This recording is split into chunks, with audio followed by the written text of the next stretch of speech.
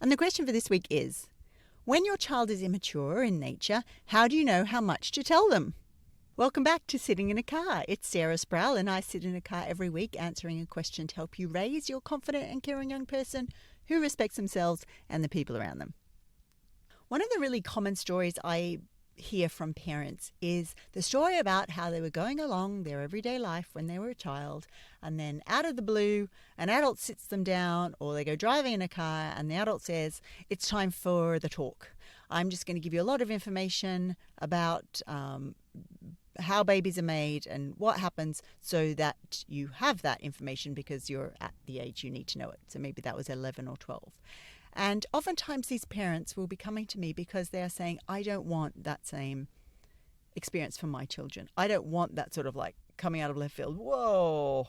And oftentimes they equate the feelings they had at that point with the experience of having information given to them about sexuality and human reproduction and bodies and babies and the whole thing.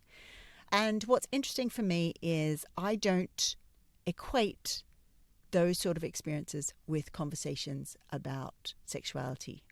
I equate those experiences with a whole lifetime up to being 11 or 12 where very little might have been said, and then all of a sudden there was a adult that pressed play on these conversations and off they went.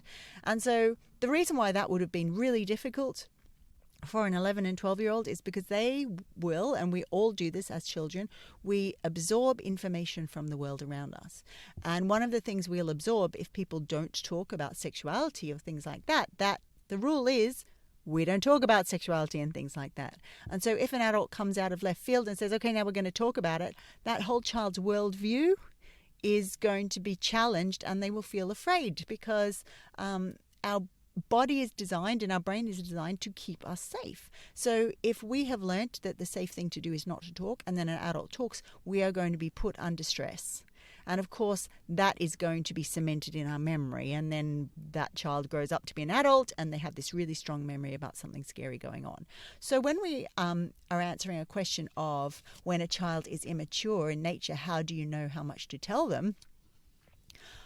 Where my mind goes is not about the amount of information we give, but the way we give it, right? And this idea that information about sexuality, when given in an age-appropriate way, is a neutral thing.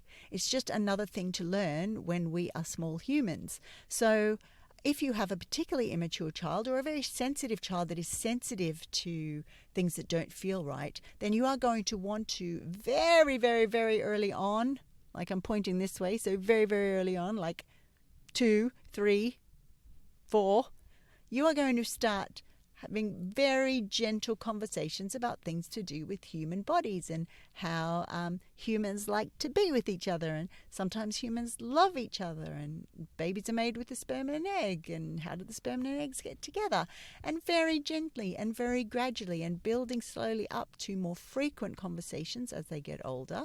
Well, actually, the frequency should stay the same, really. But what happens when they get older is the conversations become more complex. And they're not coming out of the blue. They are laid upon a foundation of an ongoing, gentle, compassionate,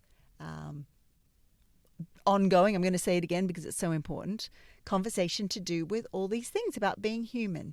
And that is how we support immature or naive children to interact with this information. We do it as early as we can manage, we do it gently, and we do it in a gradual building up way. And that's Sitting in a Car for another week, where I've answered a question to help you raise your confident and caring young person who respects themselves and the people around them.